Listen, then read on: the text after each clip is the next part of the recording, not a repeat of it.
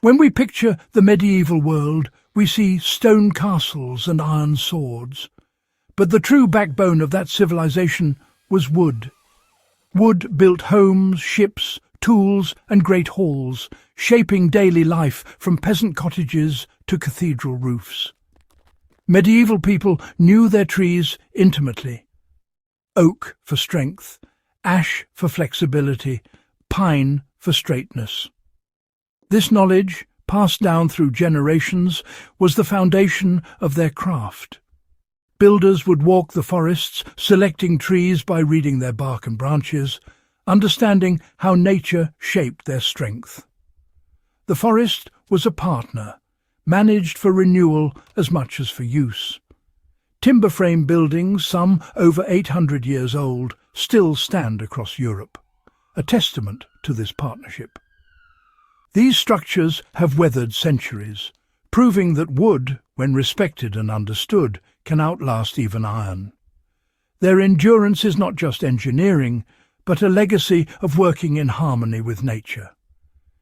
In a world of steel and concrete, these wooden survivors remind us of the wisdom of our ancestors. They show that true strength can be quiet, flexible, and deeply rooted in the earth. The story of medieval wood is the story of civilization itself.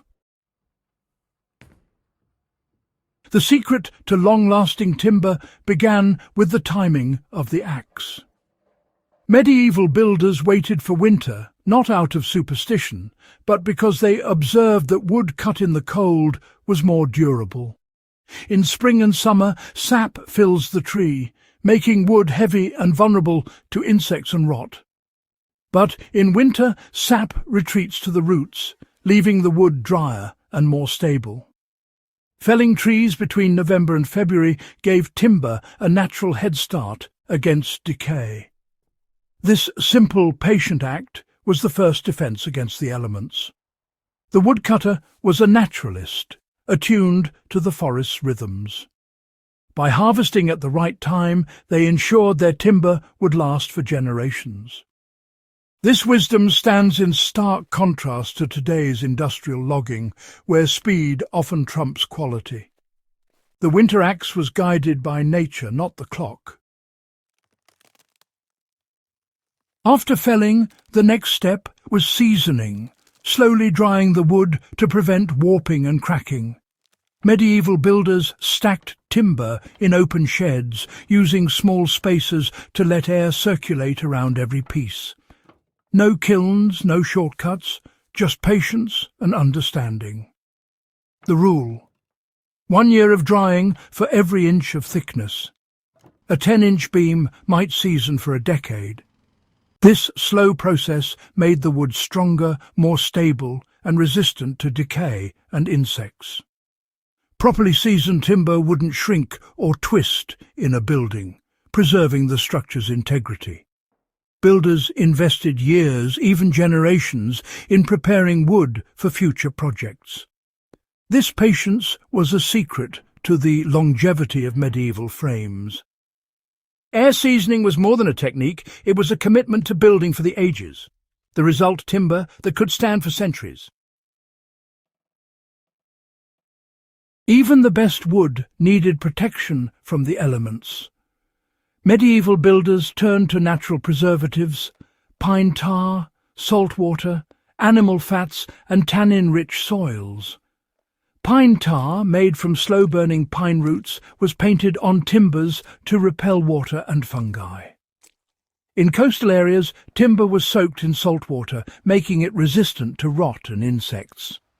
Some buried wood in peat bogs, where acids tanned it like leather.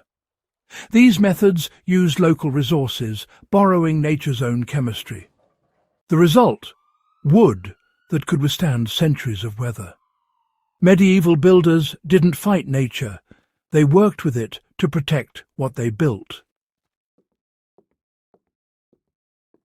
Medieval timber buildings were held together not by nails, but by ingenious wooden joints. Mortise and tenon joints, locked with wooden pegs, created frames that were strong yet flexible. Draw-boring pulled joints tight, and as the wood aged, the connections only grew stronger.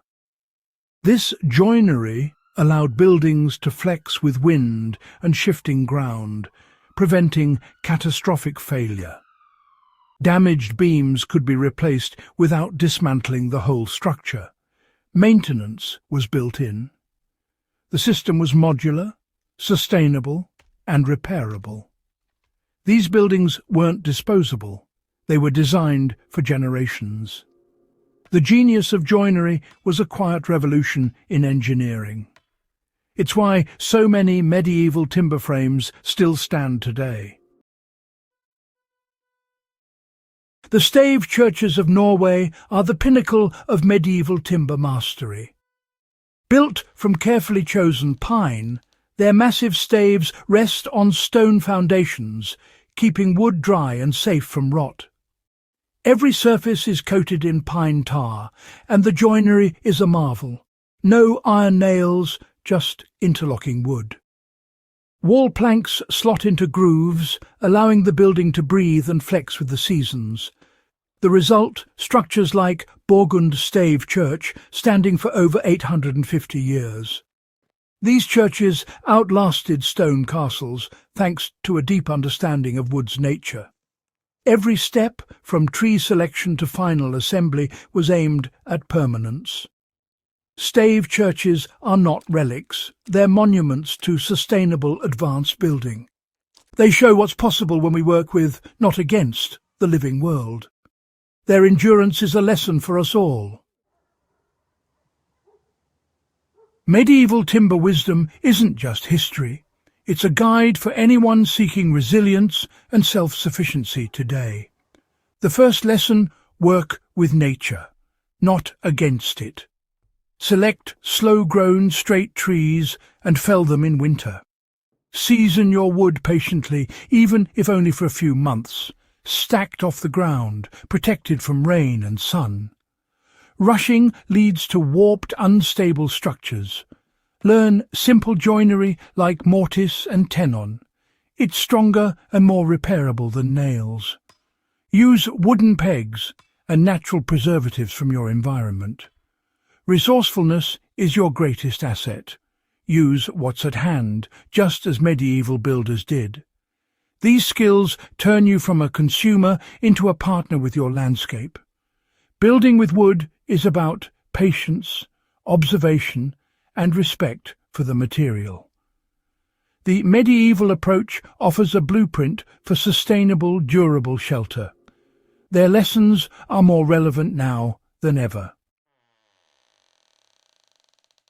Medieval builders worked with wood's natural tendencies: expansion, contraction, vulnerability to moisture. Their designs embraced movement, using flexible joints and raised foundations to keep wood dry. Modern methods often force wood to behave like steel, using chemicals and rigid fasteners. When these fail, the results are catastrophic and unsustainable. The medieval approach was holistic, breathable, healthy buildings that could return to the earth. True resilience comes from understanding and working within nature's rules. Whether building a cabin or a community, collaboration with nature is key. Fighting nature is a losing battle. Partnership creates lasting strength. The lesson: build as part of the ecosystem, not in opposition to it. Medieval timber buildings are more than relics. They're libraries of knowledge in oak and pine. They prove that strength and longevity come from patience, skill, and respect for nature. These structures defy our throwaway culture, serving generations with simple, local materials. Their technology is rooted in biology and ecology, not industry. As we face new challenges, this ancient wisdom is more relevant than ever. Visit an old timber building. See the marks of hand tools, the weathered wood, the enduring pegs. Connect with the legacy of builders who worked with, not against, the forest. The secrets of wood are waiting to be rediscovered. The strongest structures are those that belong to nature, not those that fight it.